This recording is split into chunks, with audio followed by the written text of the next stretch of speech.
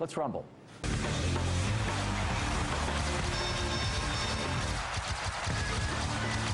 With me for tonight's Big Picture Rumble are Hughey Newsome, member of the National Advisory Council for the Project 21 Black Leadership Network, Victoria Jones, independent commentator and political analyst, and Gianno Caldwell, federal lobbyist with Caldwell Strategic Consulting. And thank you all for joining me. Thank you for having me. Thank you. Thank you. To have you back with us. So you heard my intro. Isn't it time we did away with this mess that we have, and if not go to publicly financed elections, at least go back to some of the rules we had after the Nixon scandals?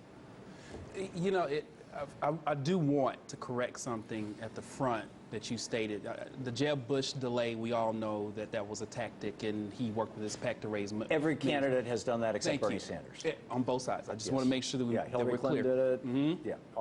Yeah, so right. let's get that out there. Now, after that's being said, Jeb is winning the race for money. Where do you get these facts from? Like, what makes you think Today's New York Times. So they said that every candidate has coordinated with their PAC. Oh no, they didn't say. Oh, okay, that's what I thought. Actually, yeah, you're right, Gianno. No, I didn't say that. To the best of my knowledge, none of well, we actually don't know what all the candidates have done, but to the best of my knowledge, you know, the Bush has been like courting donors, bringing them to Kennebunkport, stuff like that. I don't know that the other candidates have done that. I'm sure the delay. I don't know exactly when Hillary announced her candidacy. You know, there was a quasi-announcement, then there was a real announcement. So I'm not really sure when she actually filed, but I'm sure that the delay for the real announcement was partly because she has a number of different PACs that she's tied to. So that's just a clarification. So on top of all that, I get Why that. are we tolerating this? Why are we tolerating on either side is the question. Yeah. As a system, I mean, we are now officially, in fact, according to this Gillen study out of Princeton last year, they concluded that the United States is now officially an oligarchy. We're no longer a democracy. Well, here's my question. The voters are the ones that have to make the assertion that we're not going to stand for this anymore. And I don't think that you need bureaucrats in Washington, D.C. saying, okay, this rule, that rule, this rule, that rule, where the Jeb Bush is in. What bureaucrats do you refer to? Let's look at what we have. We have tons of bureaucracies. The FEC is one that isn't solving the problem. Stuck. Because they can't solve the problem because they're stuck. Okay, so now we have a morass that's ineffective. You talk about bureaucrats, you're really talking about Congress. I disagree with that. No, I disagree with that. Which can't do anything. The voters don't even know this is going. Yes, they do. It's in the New York Times. We just talked about this in the New York Times. We're talking about this. Most of the voters do not know that it's in the New York Times. Most of the voters do not. On the voters. Most the of voters you have can to have say some onus in this. But most of the voters do not know that this is going on now because most of the voters aren't paying attention to this election until next year because they don't realize it's a 4-year election cycle. Shame on the voters. You know, when is it that the voters are going to take some honest responsibility? That we have a 4-year election cycle. Yes. This is sick. Well, what's particularly interesting about this situation, and you're mentioning bureaucrats, and who are the bureaucrats? The FEC, which, you know, President Obama, his administration oversees. The bureaucrats are the ones who enforce the law. Touche. They are the ones that enforce the law. But if you have people like President Obama who allows for these things to happen, so his friends like Hillary Clinton, whomever else want to run for office, I beg your pardon, this was the Supreme Court changes that allowed for this to happen. No, the Supreme Court struck down the reforms that were passed by the legislature, which was elected by the people after the Nixon you specifically mentioned that there can't be any coordination between PACs. You talk about Hillary Clinton, Ready for Hillary. She was almost still in office when they came up with this Ready for Hillary thing. She didn't announce it until recently. She's been coordinating. So it sounds like we're all in agreement that the system sucks. Nobody here is defending Hillary Clinton. Okay, that's good. Nobody is defending Hillary Clinton here. This is a system that is at fault. And the FEC is a mess. And the FEC now needs to have an odd number of people on it. And the FEC needs to be entirely independent. And then it can get its act together. And it's not set up that way. So yeah, it should be actually bureaucrats rather than political appointees. Yes. Because you have 3 Republicans and 3 Democrats on that panel. And the 3 Republicans, when the Democrats tried to just even organize a breakfast meeting for them, they refused to go along with the way that the eggs were done and walked out. I mean, it was like they literally, you know, the breakfast is not acceptable to us. If the Obama administration has a sincere problem with this, he can do what he's been doing with everything else. have an executive order put No, out he can't. and change the. Yes, he can. He can change the structure of things. The FEC is under his administration. Mary Jo White can do it. He can do Mary that. Jo White, the head of the FEC, He can do or the that. head of- excuse me, the head He's of the appointing a Securities number of Exchange these Commission. members, and if he wanted to do something about it, he could, but he won't, because people that are in power, Hillary Clinton, folks that he knows is going to run for office, he wants the rules to favor them. So it's an open playing field for What's your everyone. solution, Jim? A solution. I don't I think think- that makes, what you just said makes sense. Okay, tell me why not. Well, I don't think it makes sense because it's not favoring her any more than it's favoring Jeb Bush. So I don't think the argument makes sense. But the element here is the fact that if he wanted to change things, he could change them. So he could try to change that. I'm not he sure could. that Why would- isn't he trying? I'm not sure that that one would fly. But why isn't he trying? I'm not sure that that would fly. He's I think tried with that's an everything interesting else, right? question. Yeah, no, he Immigration hasn't tried reform? with everything else. He's tried Executive with some orders things. is what I'm talking He's tried about. with some things. Okay. He hasn't tried with everything. He has tried with With immigration. some things. So With some regardless things. of I don't know why he hasn't if tried it with appeared this. that it was going to work or not, he still put out an executive I don't order. think No, and he and tried hang to on just a do it. second here. This is a big issue. We're in the weeds. You know, across all federal elections since Citizens United, we spent more than $1 billion in super PAC spending. Yes. Only 195 individuals and their spouses gave $600 million of that money. This is not democracy. This is plutocracy. This is oligarchy. How do we get our country back? James Madison, who was credited for writing the Constitution, even though he didn't write it by himself. Didn't foresee this. He guaranteed said, knowledge will forever rule the ignorant. And I'm paraphrasing a little bit, but until the American people care enough to look at the information that's out there, now there's a plethora of media in which they can get this information Hughey, and judge for themselves. blaming the people for you get a, the government a that you broken participate in. structural system but that was you- broken by one political party for their own partisan purposes. What political party was which that? one That is would it? be the Republican Oh, Party on the that's Supreme to the Court. point. Okay, speaking of Republican presidential candidates, Wisconsin Governor Scott Walker has just announced via Twitter that he's running for president. He's also on the verge of signing into law a $73 billion budget bill for Wisconsin that would, among other things, repeal a law setting a living wage for construction workers, as well as a law requiring employers to give workers a day off after they have worked 6 straight days. In other words, Scott Walker is on the verge of repealing the weekend. So Scott Walker is going to run for president. We've already seen him gut union rights in his state. It's now a right to work for less state. Now he's repealing the weekend. I mean, is this a dystopia? What happens if this guy becomes president? No more workers' rights at all, anywhere? You want a weekend? Tough luck, Charlie. I think what you just gave was a great soundbite. Essentially, that's what you just did. You gave a great soundbite. But the truth of the matter is, when it comes to policies that are being debated in state legislatures, and me as a former state lobbyist can tell you that these things are negotiated out. Every state don't act the same. It doesn't reflect the same. You can't take one policy and put it over in another state and it necessarily work. So what we have to do here is know, why did he make these changes? Is it going to benefit tax structures?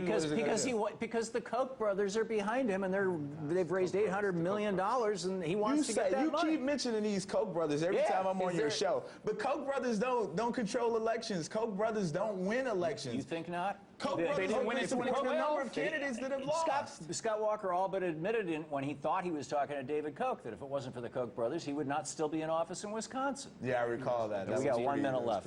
Let somebody else. I don't see plenty of people work 7 days, work 7 days straight. If you have a law set up to do that, the limits that you place on a number of different industries, particularly in safety and whatever, why do you have a blanket law like that? Why not let workers negotiate the ability to get out of work after 6 straight days? Because you as a worker versus a corporation, and a CEO with hundreds of millions of dollars and lots of lawyers, you're never going to be successful negotiating anything. I disagree with that. Guess Victoria, your thoughts? We got 20 seconds. My thoughts about this are that it's fascinating to me that Scott Walker won again.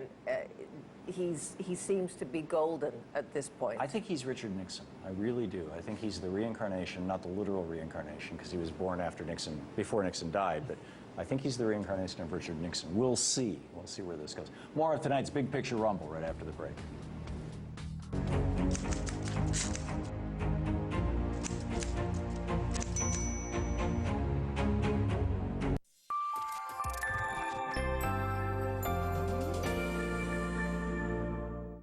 I don't prejudge I anything. listen to you every morning. Hello, this is Larry King. I wouldn't lie to you. Oh, I wanted to do this when I was 6 years old. I will always be grateful to you, Larry. It was in my blood from the start. I don't have an agenda. And you allowed me to come on your show and clear my name up. Being interviewed by you is like taking a ride in the passenger seat with Richard Petty. I didn't have a lot of people I could talk to. You let me sit down with you and talk. I'll just ask questions.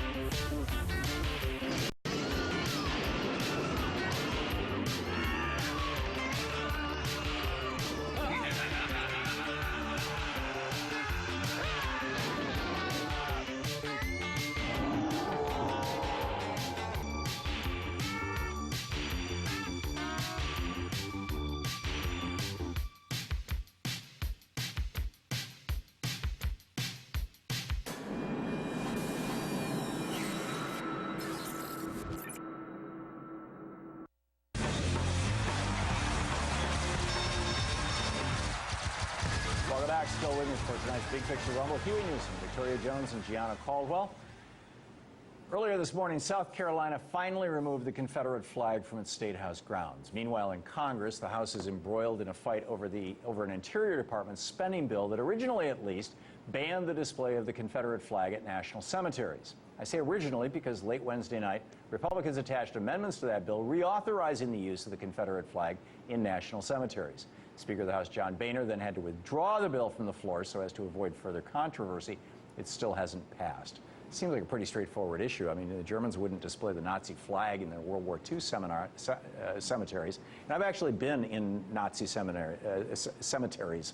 The one in Bitburg is like elegant, fancy, polished, fresh flowers every day. It's nothing but SS officers, right? They take very good care of it. There's not a swastika to be seen anywhere. I think what we're seeing today, and I say congratulations to America for removing the flag. I mean, Republicans led the charge in state legislatures, Congress, presidential candidates. Everyone said we need to remove the flag. So I say kudos there. And Speaker Boehner also, I think he organized a study this week to say, hey, where are these Confederate flags within the Capitol? Because we want to remove those as well. So whomever that individual was that placed an amendment on the bill to reauthorize having a flag in national cemeteries, it probably was a fringe member, if you will. So there was somebody that... We don't know who it was, do we? No, we don't. Yeah. And he didn't organize a study to get rid of them. He organized a study to see what should happen to flags. No, actually, it was to find out where they were. Like, how many flags do we have in here? Because they were going to remove them. No, not necessarily to remove them, to decide what we should do with them. And what the Democrats are saying is, we don't need to have a debate to decide what to do with the flags. We need to get rid of the flags, is what the Democrats are saying. So if we they're need saying, to decide, let's take the flag and put them in XYZ museum. No, Gianno, what Boehner is doing... I'm telling you, I'm not saying that. I'm saying this is what is happening. The Democrats are saying they need to get rid of them. Right. And what is very interesting about this story is that the amendment that was brought up to put the flags back in the cemeteries was apparently brought up by Republican leadership, but nobody knows which Republican leadership it was brought up by. Well, there's three people in the Republican leadership. We don't know who. Right. John Boehner, so Kevin far. McCarthy, and... It's really fascinating. And John Boehner Steve, obviously what's his wasn't the individual that did it because he removed the bill. He withdrew the bill. But what's really interesting, because you're saying the Democrats are saying there shouldn't be a conversation or a study needed.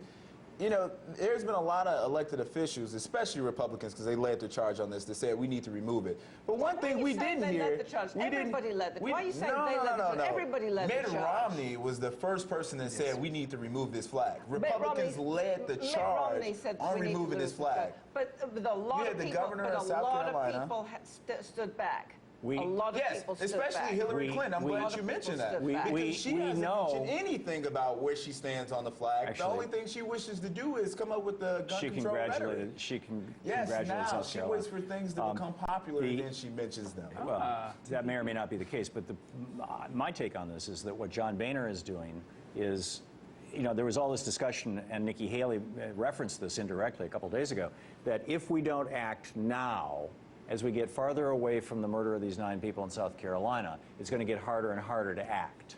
And I think that John Boehner, by saying, well, let's have a study group about this, is basically, you know, postponing it so that he won't have to act. And I think that's problematic. Are you suggesting then that John Lewis would not lead the charge on this, or that John Lewis doesn't have an opinion on this? Actually, is that I was what you're with suggesting? John Lewis 2 days ago. Okay, that's not what I'm saying. I'm not saying that at all. Are you suggesting that those Democrats who were involved in the civil rights movement would not lead the charge on this, or did not lead the charge on this? Is that what you're saying? I'm saying that the Republicans led the charge on this. Mitt Romney in this tweeted, instance, and so that means he led the charge on it. And this, and then you had a number of Republicans. Hang on, just I want to get Hughey in here before you know, this topic. and I'm purposely being silent on this, not to say that this isn't an important issue, but we still need to elevate the conversation, because this flag is symbolic of a certain mindset, but we need to figure out how do we abolish that mindset, or at least mitigate its effects in American life. Yeah.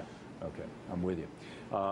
And sort of in the same vein, Attorney General Loretta Lynch announced yesterday that same-sex marriage benefits will now be available to couples in every state in the country. That move follows last month's ruling at the Supreme Court legalizing same-sex marriage nationwide. So, you know, it's remarkable how much progress we've made on this in just a few short decades. Isn't the next step to have protections at law for LGBT folks? There are protections that apply to folks in. I mean, like employment protection, workplace. There are some. Yeah, there should be more, because there are certain states that have applied laws. They've passed bills, or either the governor has put out an executive order that would allow for some protections. But sure, there should be some more additional protections in some forms. But we also need protections for those who believe that marriage is between a man and a woman. Where are their employment protections? There was a lady I read. Why? There was a lady that I read. She had a. Why did he protect anybody? Can I tell you? Can I explain? So there was a lady who voiced their views in her work of employment that marriage was between a man and a woman, and she was fired for that. There's no protections for her. There is no First Amendment in the workplace. There is no protections for her. So if there you're going to apply, there is no First Amendment in the workplace. If you say that you think that your boss is ugly, your boss can fire you. Sorry. You know, there's just no protections in the workplace for anybody, unless they have a union. Unless they have a union, in which case the union will go to defend them.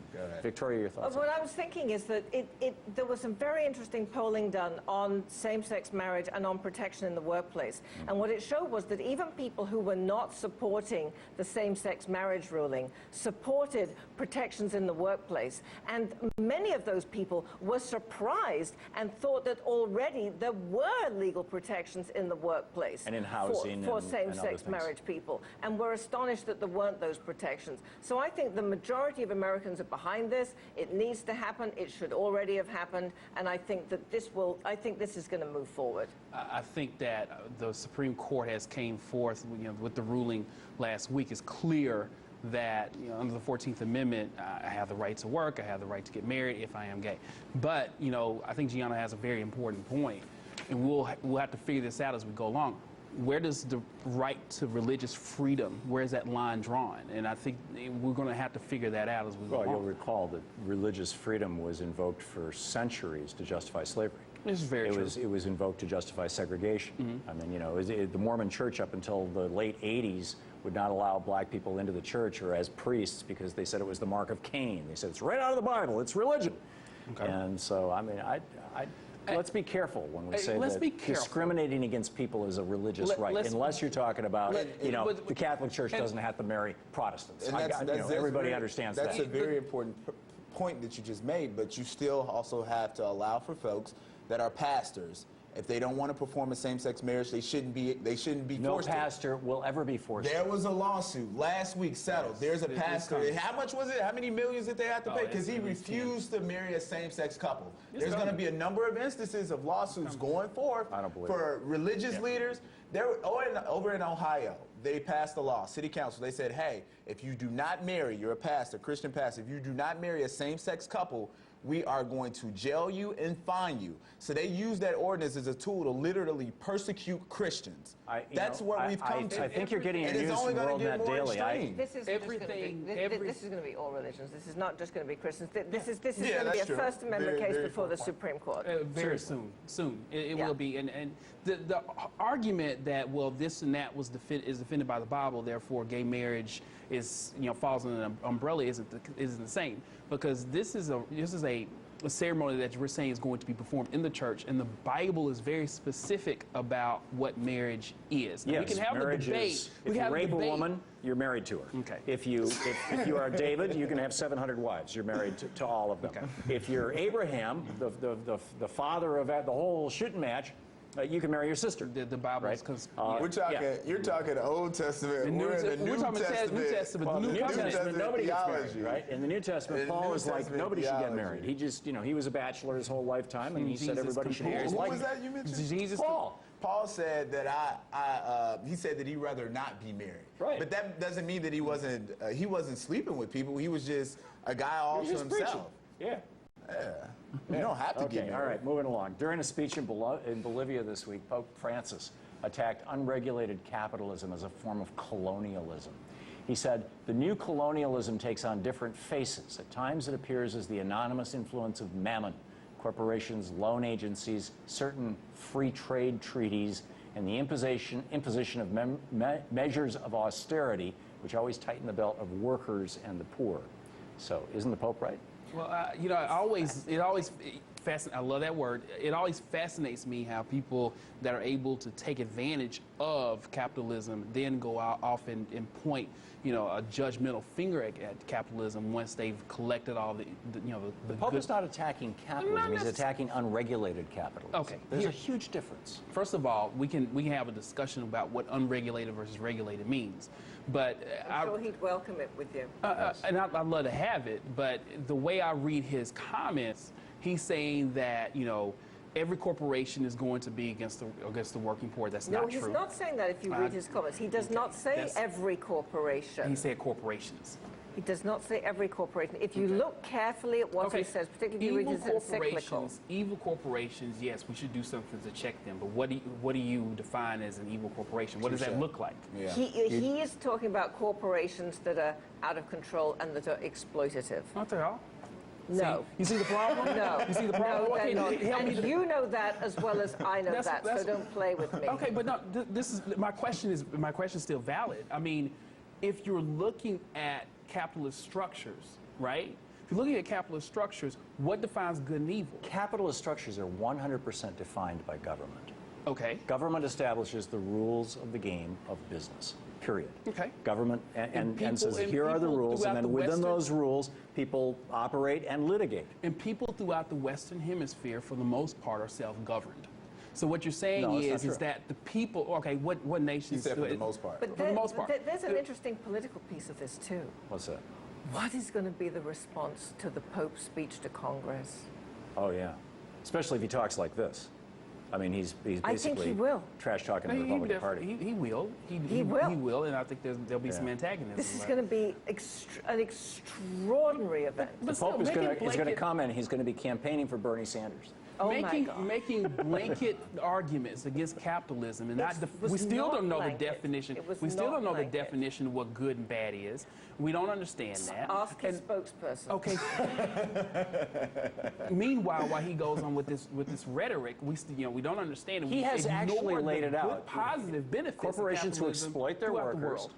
And who destroy the world. Those are the bad corporations. Okay, so the good corporations don't exploit their workers? Are the ones who treat their workers well and are not between the worker who provides a service. We got to wrap it up. Hughey Newsome, Victoria Jones, Gianno, Caldwell. Great having you all. Thank you. Thank you.